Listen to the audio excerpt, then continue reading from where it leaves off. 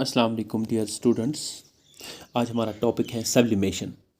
क्योंकि इससे पहले हमने आपके साथ डिस्कस किया कि बहुत सारे जो सॉलिड्स होते हैं उनको जब हम टेम्परेचर फराहम करते हैं तो with result of that they turn into the liquids. और अब हम जब हम लिक्विड्स को फर्दर टेम्परेचर फराहम करते हैं, इनको हीट फराहम करते हैं, so with the result of that they turn into the gases as well. But यहाँ पे हमने एक स्पेशल केसेस मतलब पढ़ना है जिसको हम सब्लिमेशन कहते हैं।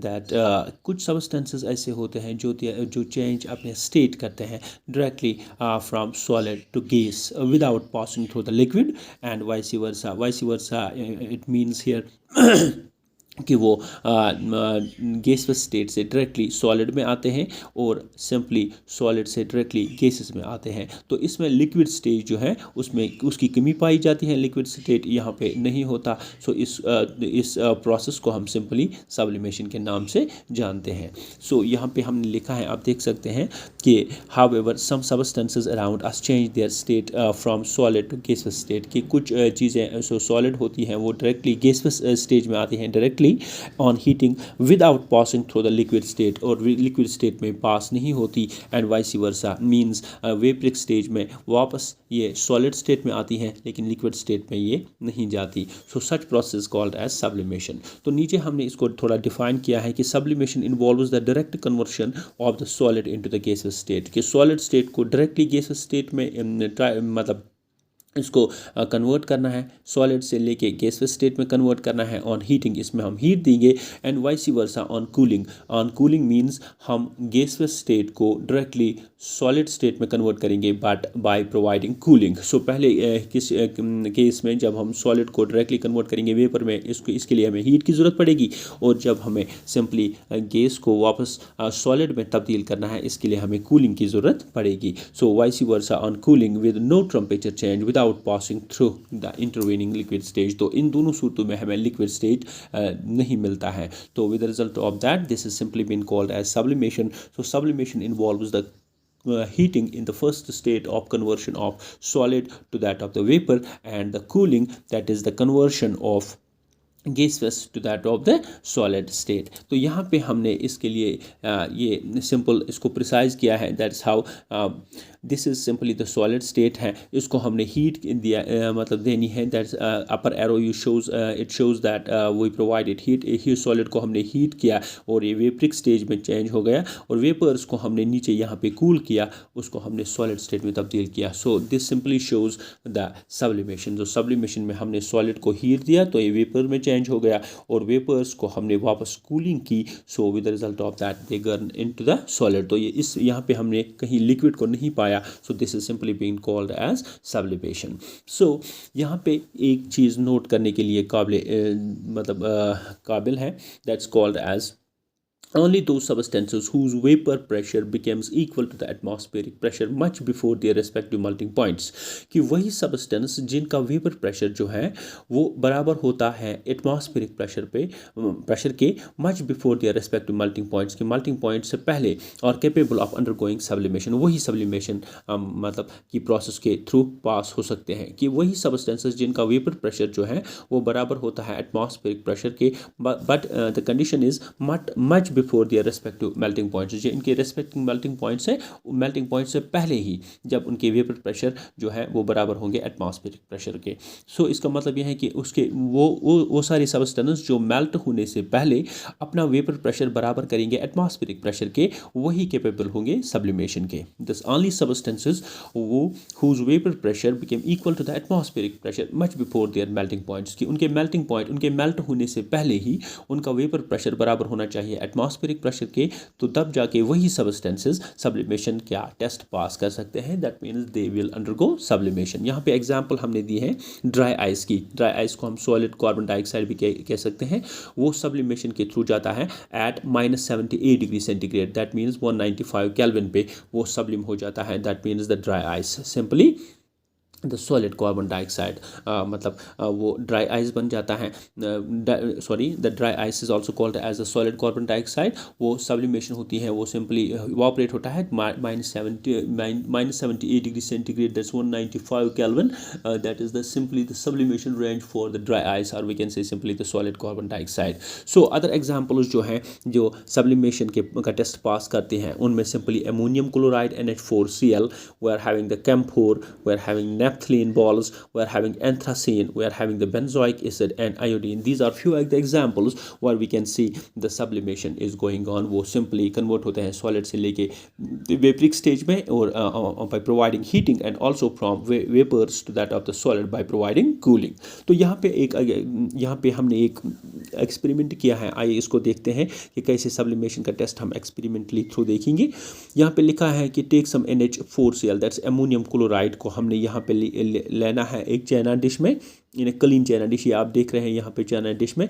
यहाँ पे हमने NH4Cl, ये यहाँ पे ये जो ब्लैक यहाँ पे डॉटेड है, लाइनर है यहाँ पे, ये NH4Cl है। इसको हमने चाइना डिश जो गोल है यहाँ पे राउंडेड पॉट, इसमें लिया है हमने with A perforated filter paper, इस पर हमने फिल्टर पेपर रखा है। ठीक, अब देखिए क्या करना है, place an inverted funnel on the filter paper as shown in the picture. फिर इसके बाद हमने इसके ऊपर एक इन्वर्टेड फनल, इसका मुंह जो है वो नीचे किया है, this is called as inverted. So inverted funnel इसके ऊपर हमने लिखा है, and close the stem of the funnel with a cotton plug. इस फनल के ऊपर जो है ये स्टेम जो है, इसको हम स्टेम कहते हैं फनल का, इसको हमने कॉटन प्लग से बंद किया। अगर हम इसको उल्टा करेंगे तो इसका स्टेम कहलाएगा कॉटन फनल का, दिस फनल का, और ये इसका माउथ होगा।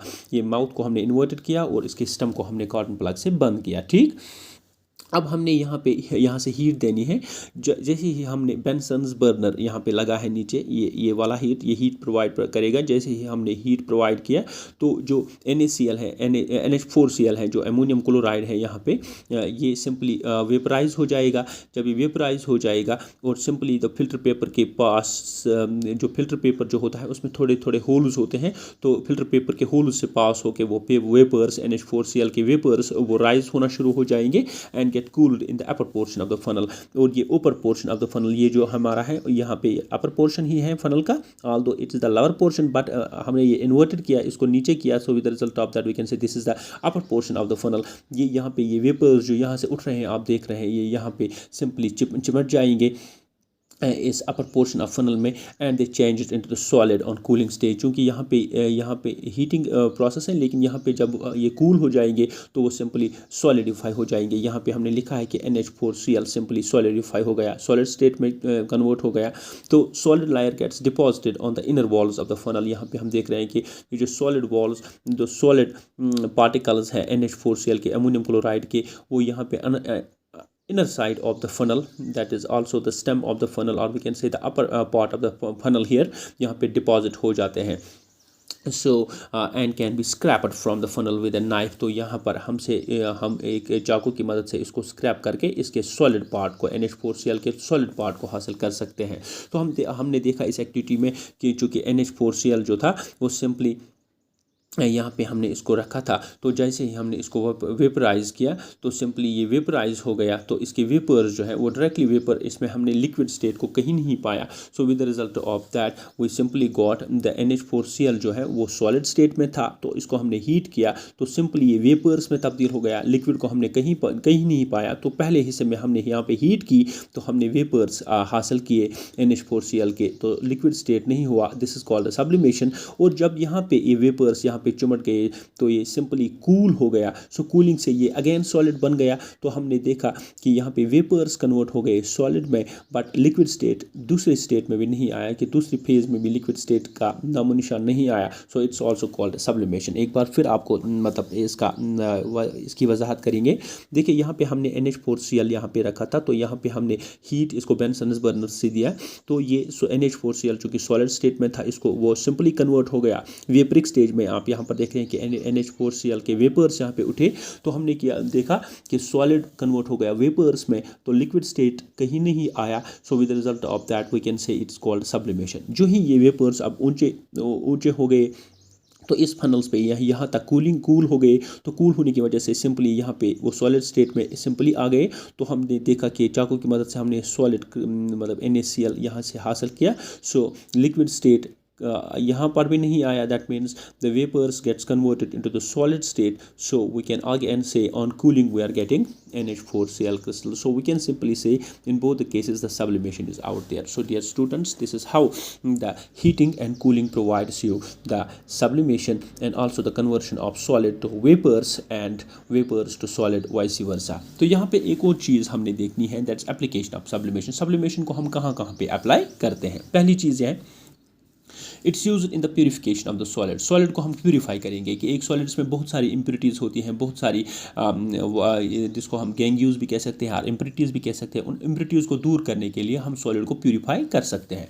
विच sublimes on heating and contains non volatile impurities. So sublimation जो होता है वो तो आपको पता है कि सॉलिड को कन्वर्ट करना है वेपर्स में और वेपर्स को कन्वर्ट करना है सॉलिड में directly without going to the liquid state. So यहाँ पे हमने सब्लिमेशन का इस्तेमाल प्यूरिफिकेशन ऑफ सॉलिड के लिए किया है कि सॉलिड को हम कैसे प्यूरीफाई कर सकते हैं. यहाँ पे एग्जांपल है कि नॉन वोलेटाइल इम्प्योरिटीज़ जो होती हैं उनको कैसे दूर कर सकते हैं. For example impure this sample of naphthalene containing non volatile impurities. जो नेफ्थलीन होती है वहाँ पे नॉन वोलेटाइल इम्प्योरिटीज़ होती हैं जो मतलब मामूली हीट से वोलेटाइल उड़ नहीं सकती हैं. उनको हम कैसे ही मतलब चेंज कर सकते हैं, उनको कैसे हम दूर कर सकते हैं. Naphthalene will form the vapours. क्योंकि हमारा जो नेफ्थलीन है इसको हम हीट देंगे तो ये सिंपली वेपर्स में तब्दील होगा और जो नॉन वोलेटाइल इम्प्योरिटीज़ होता है वो डिश में पड़ा रहेगा. सिंपल. देखो बहुत सारी चीज़ें जो होती है नॉन वोलेटाइल होते हैं उनके लिए हमें बहुत ज़्यादा हीट देनी पड़ती है.